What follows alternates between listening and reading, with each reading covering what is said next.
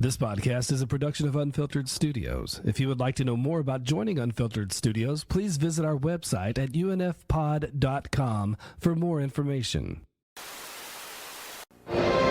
Roger Ebert calls Traffic a masterpiece. 2 big thumbs up. We need to send a message. A cinematic landmark, says the New York Times. Let's do some more. Not since The Godfather has there been an epic as powerful. With the cast, the Wall Street Journal calls remarkable. How am I going to survive this? 4 stars on over 200 critics' top 10 lists. Traffic is the best picture of the year. Just tell me where my daughter is. Traffic. Rated R. Now playing everywhere. 3, 2, 1, action! Go behind the scenes of USA's daring new television event, Traffic, the miniseries. It's not like anything I've seen before. You have great drama on a large scale. It's a visual feast. Based on the Academy Award-winning movie, a 3-night television event that explores the inside world of illegal trafficking, where drugs are just the beginning.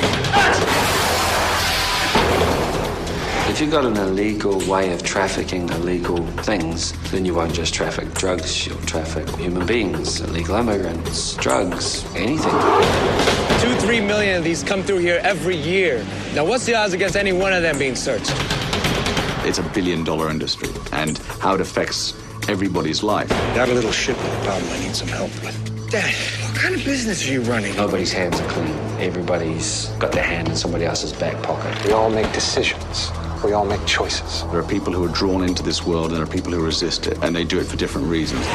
Listen, be careful, okay? I love you. Everything I'm doing here is for you and Tyler. I think we should tell the cops about what? It's sort of a collage of all these different characters, and you start to realize episode by episode how everyone is connected. Everything that one person does ripples, it affects this person. There's a quantity of smallpox that's on its way to the city. Traffic's really different from anything else I've seen on TV. This is an all-new level of chaos. It's like a beautiful puzzle, and it's very, very complex and very smart. There's a different energy to it. Sam Mill looking at you right there. It's a beautiful cast. The production values are brilliant. USA is smart enough to do something different. It's pushing the limits of what cable can do. Coming in January, everyone is connected. Traffic, the miniseries, premieres Monday, January 26th at 9, only on USA.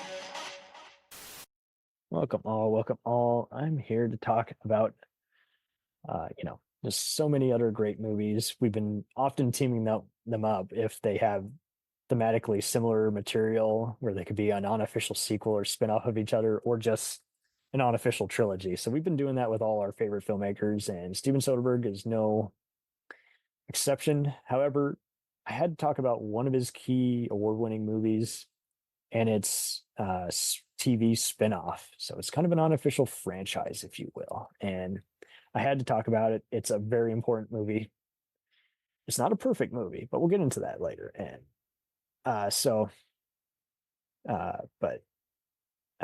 it was just, we got to talk about it. Yeah, just Traffic. It just won all kinds of awards back in 2000. People love the complexity, the messages, the acting, especially Benicio del Toro. And Don Cheadle got to play police officer. It's a very cool movie. Actually, they were DEA agents, but long story short, it's just very intense, very intriguing. Just a hell of a cast. Even just supporting actors, including Stephen Bauer from Scarface, pre-Breaking Bad, Stacey Travis, Raina Sofer, even stuntman legend Rick Avery as one of the DEA agents at the public storage facility. So if you were looking, this is where Steven Soderbergh, he had already adapted Elmore Leonard's, Out of Sight with Scott Frank. And this movie had all kinds of cameos, including Benjamin Bratt as a drug lord. And that says a lot because, like, he didn't usually like playing those kinds of roles, but this one had some more important material. He wasn't the kind of usual stereotypes. Nothing is ever in black and white, but just the raw energy, and it's just very well paced by Soderbergh's, love of the neo-noir style. Viola Davis, before she was well known, and John Slattery also had some brief roles as social workers and attorneys, respectively. Even just Italian legend Thomas Milan.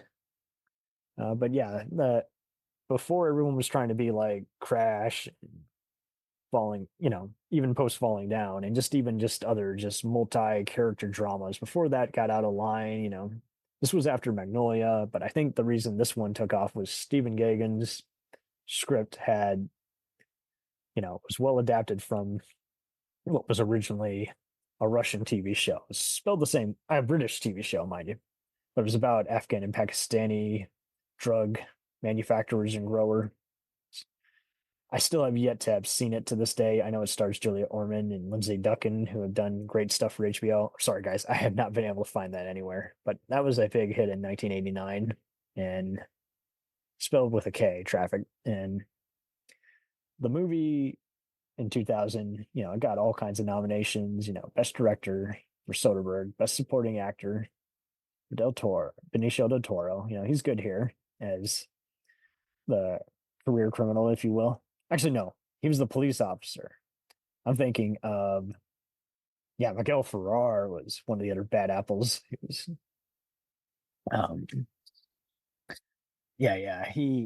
Miguel Ferrer, was a drug dealer working for Carlos Ayala, and Amy Irving also had a brief role in this. It was very taut, like, just the visual style was earned, told the story. Catherine Zeta-Jones was also the pregnant wife who was basically ordering some hits on all these different snitches, and the hitman who reported to her, who had the nickname Frankie Flowers, was played by Clifton Collins Jr. And Louise Guzman, and Don Cheadle, they worked numerous times, with Soderbergh, but they carried the movie for a while. They don't really have much to the meat and bones of the actual characters, but so if anything, the movie is good. It's a little overhyped, but I think it's just everyone exploded on it because it was just gripping overall. So, don't be prepared to be completely blown away, and I have seen some complaints that Catherine Zeta was miscast. I'll half agree. I think she did all right, but then when she had to be really, really intense to be in Bad Apple, there needed to be a little extra scenes to see if she could kind of adapt into that role, but that's okay. She's still a pretty cool gal who has gone on to do some other stuff. Stephen Gaghan got a Best Adapted Screenplay and Best Film Editing by Stephen Morani. He definitely did pretty good, and he actually won for that. So it's also a commercial success. It had 46 million and it made 207.5 million. Man. Edward Zwick also co-produced it, so he was probably attached at one point. The main thing that makes it very interesting is just seeing Dennis Quaid as the crime partner of Carlos, and I liked how they were showing just some of the consequences of his actions. He was getting to play with him a bit. The main storyline, though, I think that carries it is definitely Michael Douglas as a conservative Ohio judge, and then finding out that his daughter's, played by Erica Christensen. This is definitely the first thing I ever saw her in. She kind of scream queen real briefly and got to be in some other movies, including Flight Plan, some duds like Swim Fan, but she was really good in Banger Sisters and How to Rob a Bank.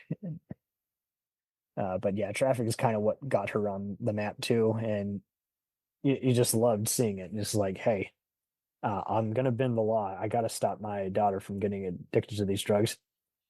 The movie, holds no punches back. Cliff Martinez, who's scored many of Soderbergh's films, is no exception. It's makes it all the more compelling and atmospheric. So yeah, if you're out of Michael Mann or David Ayer movies to watch, definitely watch this one. It won't blow everybody away, but it did more things right than wrong. There's just a few missteps, and it's just more than that. Hey, I think got a little overhyped in some categories. As for whether, it needed to win every single award, maybe not. And don't get me wrong, there's plenty of other films from the 2000s that were, blowing up, like Gladiator, that some people love and others don't think ever earned the keep. But all I can say is it's still a very topical and important movie. And this brings us on to, USA Network couldn't get enough of it. So they followed up with a miniseries. It was a three-parter. And it was co-directed by both Eric Bross, who's done a lot of Nickelodeon movies and goofy romantic comedies, not very good ones, but he's done some TV since. And Stephen Hopkins, yes, that's right, from The Life and Death of Peter Sellers, 24, Elm Street 5, Predator 2, 2000s, very underrated mystery, Under Suspicion. He's done some shit like Blown Away and the Lost in Space movie, but for the most part, I always feel like he's very compelling. I love seeing some of his other recent dramas. And he's done other taut movies like The Ghost in the Darkness. He knows how to mix terror with mystery and excitement. And I'm always trying to see some of his less seen movies. He since has also done, prior he had done various episodes of Tales from the Crypt, all of which everybody should see. And after that, he did a lot of work on House of Lies, Californication, Return to 24, and did Quibi's The Fugitive rehash, and recently did Liaison, the British-French Eva Green and Vincent Cassel spy show for Apple TV. So it's always doing something exciting and compelling. And even if it's not the best script, I feel like he justifies it by he never wastes time like most filmmakers, especially the B crowd. There's the A-list crowd and then there's the B-list crowd. And I think the reason he's done so many crowd pleasers like Judgment Night and what have you is he just knew how to always just get the best performances out of his cast while making the content complement the existing material. And if it wasn't quite there yet, he made it be bigger than it usually was by just always involving you, getting your attention without resorting to crappy music video style edits or cheap tricks that everyone was tired of, especially by that time. And much like Traffic, the movie, the TV show was no exception. It won all kinds of awards. It got nominated for 3 Emmys. And Mary Jo Slater, yeah, that's right, Christian Slater's mother, who's casted all the different sci-fi shows like Stargate and Babylon 5, casted this. It won for the Casting Society of America for Best Casting for a TV miniseries. It got nominated for Outstanding Single Camera Sound Mixing, all the like. Mary McCormick stars in this. That's right, from West Wing and In Plain Sight. And The Kids Are All Right. And all kinds of other fun ones. You've seen her play Howard Stern's wife in Private Parts. She's been in other movies like Deep Impact, Mystery Alaska, K-Pax, Dickie Roberts, former child star. Always a cool mix of drama and a tough gal. And I liked how they switched it around. It was a concerned mom who knew that her mischievous teenage kid was messing with drugs and sex, but could never find him. And Elias Koteas was just great as one of the narcs who's trying to find out, some foul play involving his partner and everything. And just everything about it really paid off. You can get it on a flip disc DVD. It used to replay on Universal HD, which would basically replay a lot of shows on USA Network and NBC. It has since gone defunct though in the early 2010s, but you could have seen it on there. But yeah, I used to own the DVD and it was great. It had some extended scenes that might have given it a mature audience rating. It wasn't too much different. It just had more risque photos but nothing in terms of violence or sex or anything. It's just like, okay, whatever. It's just to make it cooler. But I liked how it changed it up. It showed some drug assaults by the DEA that were in the Middle East. There was also a very powerful Chinese,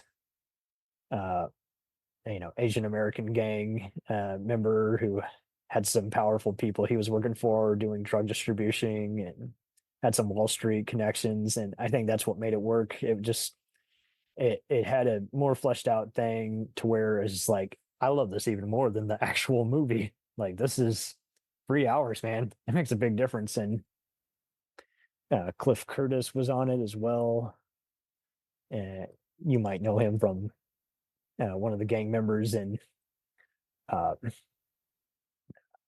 the Training Day, as well as movies like Die Hard 4 and Deep Rising. And I liked how they showed him. You don't know where everyone is at first. They do a good job of keeping you in suspense, and it's just what we needed. We needed a show that was gonna appeal to everybody. Like, it's gonna appeal to anyone who wants something like The Wire, Justified, or Law and Order, but it's also gonna appeal to those who just want an epic crime show in general. Just show narcs with a lot to lose, as well as, again, all these other tycoons who are just, their life is exploding before their eyes. Some of them are ruthless, and yeah, it was all great stuff. But yeah, Cliff Curtis's character, he was a cab driver.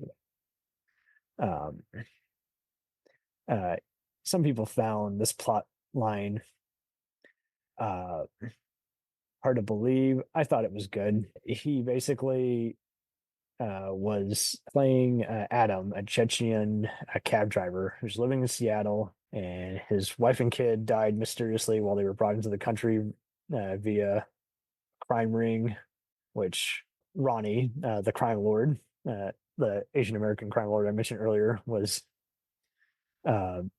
behind. So I liked that too. There ended up being a revenge angle to it later on, and Ron Hutchinson's script was just great. It never felt anything was downplayed or shied away from it. It was current without even feeling like some of the lesser USA Network stuff that was on at that time. Like, you're just cashing in on a lesser tragedy that made headlines. It's like, no, you're pretty much giving your answer to The Wire, and this is pretty good stuff. It was very rich in detail, and everybody should get a copy of it if they haven't seen it yet. You won't be prepared for how blown away you get. I'm not joking. Check it out. Or watch the movie and then check that out. Trust me, you'll love it every minute. We'll return after these messages. If you like small town mystery, crazy news, and wild history, then the Florida Men on Florida Man podcast is for you. Each week, Josh Mills and Wayne McCarty bring you the absolute best Florida has to offer. So if you're looking for a show that's safe for the family, but funny enough to help you escape everyday life, then listen to the Florida Men on Florida Man podcast. That's Florida Men, plural, on Florida Man podcast. Hey, it's Brent Pope, the host of Breakfast with Brent Pope. You've seen me on some of your favorite TV shows saying things like, "Give it up, Jimmy. You got to sink this putt to win." On Breakfast with Brent Pope, I sit down with guests from the entertainment world, and we do it all over breakfast. Or should I say Brentfast? Every week on Brentfast, you get inside Hollywood info and tips, great breakfast recs and booty debates. Most of all, you get the most delightful 30 minutes of your week. So dig in, it's Brentfast time. Listen at Brentfast.com, Apple Podcasts, or wherever fine podcasts are found.